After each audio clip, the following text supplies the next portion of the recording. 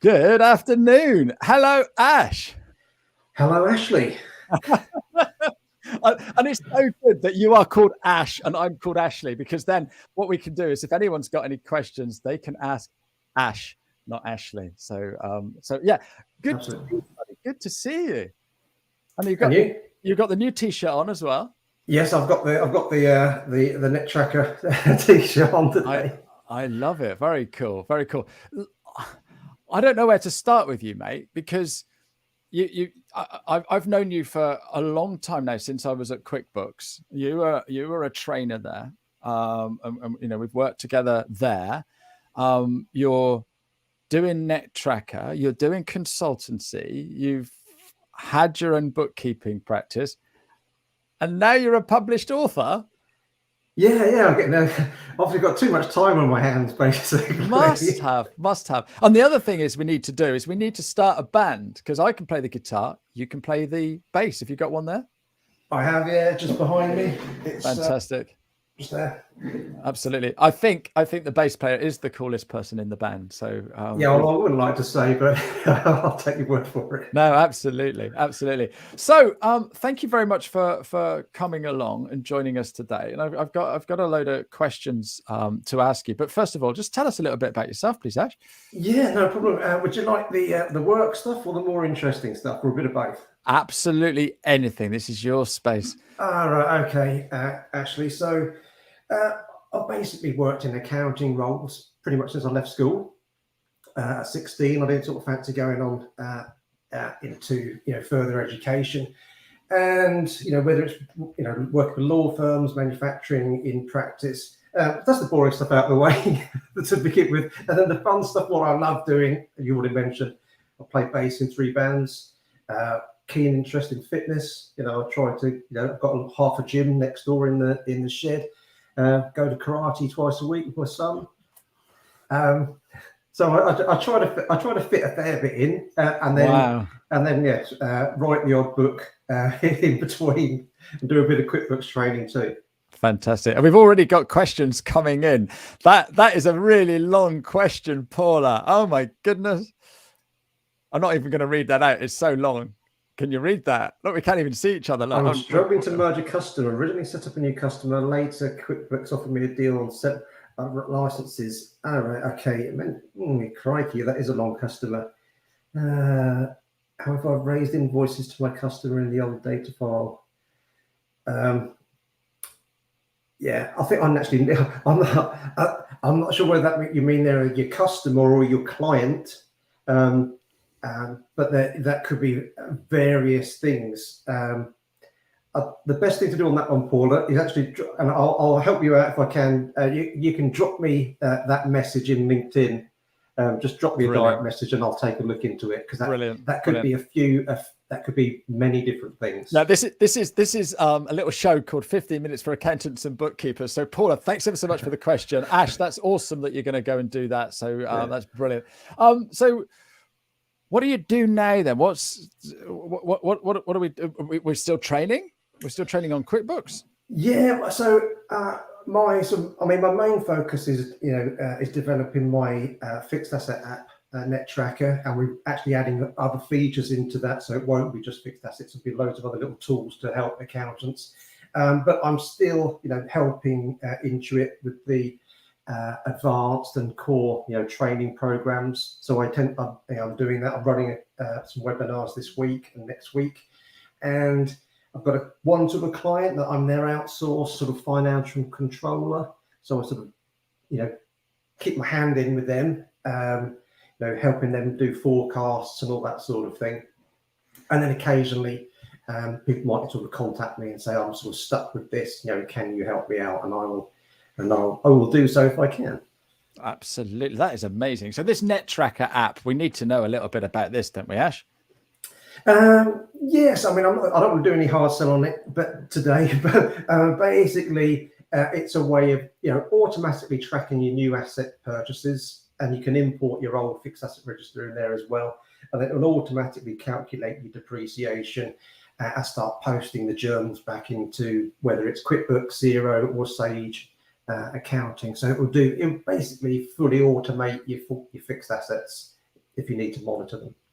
Oh wow, that's incredible. And I guess with all of your, I won't say how many years experience you've been doing it, because I don't want to give your age away. But with all your years experience, you know all the problems that people are having when they're trying to do stuff in software, and they're keeping spreadsheets, or they're keeping manual records of all their assets and stuff like that. And so you've sort of like seen a problem, and come up with a way to fix it. Yeah, it can be painful for some businesses. Whenever you're needing to use Excel, you're often going to have a problem. You can accidentally delete a row. You can accidentally, change a formula, or drag and things down, and it's not copying things as it should. And that can just lead to problems further down the line. Whether it's fixed assets, whether it's something completely different, and having to try to reconcile that back and work out what went wrong can just take you ages. I'm glad you said you can accidentally do stuff, because I'm accidentally always doing stuff in spreadsheets. So that's all right. That's not me. So you've been working with accountants and bookkeepers for how long? Well, I mean, I've worked in the accounting type area for 30 years. We have given you a little bit more than that. So yeah, 32 years nearly. The last 7 of those, I've worked with a lot of accountants, bookkeepers, because I've been, training them and sort of meeting them face to face. Well, not for the last 18 months. It's all been through Zoom and similar. But yeah, over the last sort of 7 years, I've been sort of more heavily involved with accountants and bookkeepers. Wow. And so what challenges are you seeing them have at the moment then, Ash? Well, at the moment, because I've been chatting to a few, so obviously with the pandemic, they were snowed under with the furlough and the bounce back loans and all of that. That's obviously eased off a little bit now. But actually, with chatting to 1 or 2 of them, a few are actually struggling with actually recruiting people. So if they're looking to expand their accounting business, it's actually getting the right person, and they'll have hundreds of applications and probably only find that one might be suitable. So that's, from the accounts I've spoken to. Others is, they'll have a client that will come in and say, we've got this e-commerce system and we've got this electronic till, and we want to link it to your accounting software. You can help me with that, can't you? There's an expectation sometimes that accountants know everything when it comes to actually, helping the business. I feel they'll know certain things, and it's like, well, can I really spend the next 3 days trying to work out how that app works? And I would say to actually any accountant is that don't do that, because you could go down a rabbit hole trying to work out this. There's it's a little free plug, and I don't get anything back off of this, but there's Apps Advisory Plus that was created by Will Farnell. Yeah. And if you're looking for advice now, I would go there. They'd spend hours and hours trying to work out something. Well, they'll probably be able to give you a 10-minute response, probably. Yeah, no, that is a great top tip, and I want to get those guys on. Vander, I can't think of the guy's name. There's another guy there. Oh yeah. His name's gone out of my head as well. It's actually gone out of mine too. It must be our age, mate. It must be our age or our name. It could be something linked with that. And so, how can you can't actually help accountants with those challenges, can you? You don't do recruitment, and you know a little bit about apps, don't you? I know a little bit about apps. What I can help accountants with, if they're struggling with something deeply within their QuickBooks, within their client, then quite often I can help. If it's a specific QuickBooks related topic, I can usually work out what it is, and if a business, because quite has happened, a business will approach me and say, I'm really stuck on this. I'll say, well, just send me, you can send me a quick invitation to your QuickBooks file. Anything I do is going to be logged in the audit log, so I'm not going to touch anything, but I could literally have a look at it. What is the problem you're experiencing? And I might be able to help you out and just point you in the right direction as to where you're going wrong, basically. Fantastic. So what's your top tip for accountants and bookkeepers? What can they be doing right now? What's a top tip from Ash?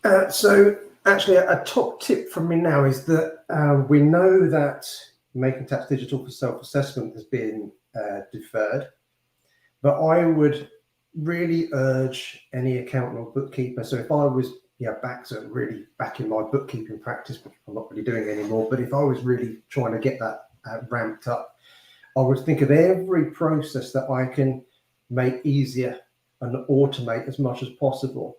So and I put this in a post yesterday, and it was sparked by actually something I saw Chris Downing from Sage actually mention, is that you will get some businesses that will just have one bank account, and all of their personal and business stuff are all linked in one. Now, sometimes the time that is spent just trying to work out what's personal, what's business, you can spend hours and hours and all that.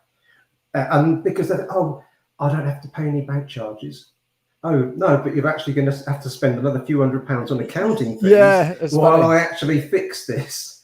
So little tiny things, you can start little things like that, and even like a credit card dedicated to the business. So it's only going to have business stuff going in. So that reduces all of that reviewing of accounting stuff.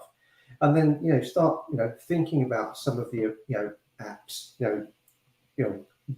what can you use that are going to start making things easier for you, because when MTD hits for self-assessment and later for other things, there could be that influx of extra clients that need more help, just like they had with VAT. Because when I was training QuickBooks regularly, it went from doing 1 day a week to 4 days a week, because everyone wanted to learn about VAT, making tax digital. So the same will probably happen in 2 or 3 years time, when everyone thinks, oh my God, I need making tax digital for self-assessment. I don't know what to do. My clients don't know what to do.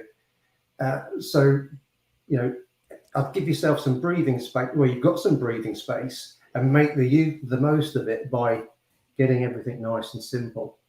Simple's good. I love simple. Yeah, no, exactly. The trouble is, right, Ash, this is how I see it. How many people do you know have dashed to Swansea to get their passport on the way to the airport? I don't actually know any personally, but I know there is a few. You do hear a lot of anecdotes, don't you? And you sort of like think, I've just booked my holiday. I'm going away. Let me check my passport. Let me check my holiday insurance. And we don't. We do it right at the last minute. And you find out that, oh my goodness, is it that long since I've been on holiday? And I think this is going to be a big issue now, because people haven't been away for a couple of years, so the passports have delayed. And no, absolutely. So and this is the thing with MTD, it isn't going to happen. And the trouble is, the government keep moving the date. It's sort of like, they're never going to do it, so we don't need to bother. And then they will, and then we're in it. So that is a great top tip. Thank you very much indeed. What's your best story then about how you've helped an accountant or a bookkeeper? Well, thinking of, I've met so many, it was quite a difficult one. But I did actually think years ago, when I worked for an accounting firm, and I used to be sort of sent out to, help the bookkeepers that might be working for a business. And I went to meet one lady, and she was the bookkeeper for her husband's business. They were using desktop software. I can't remember which one it was specifically.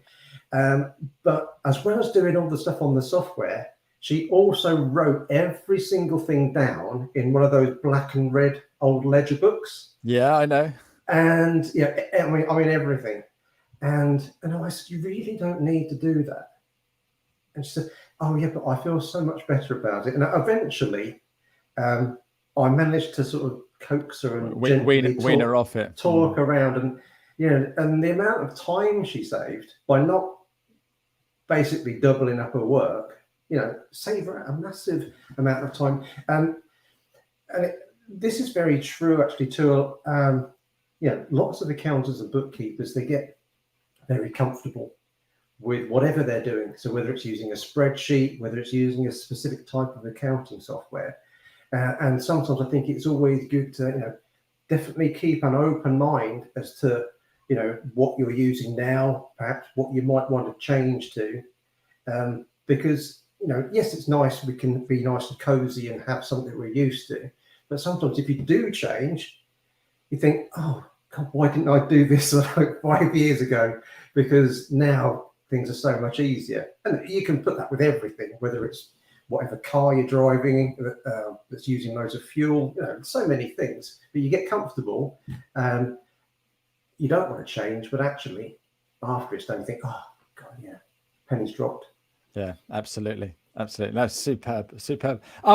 That is 50 minutes. We've got through the time pretty quickly. I've got a couple more questions for you.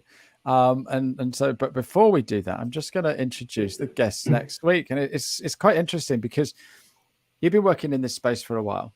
You've seen that there's a problem somewhere and you've come up with a bit of software to fix it. And guess what?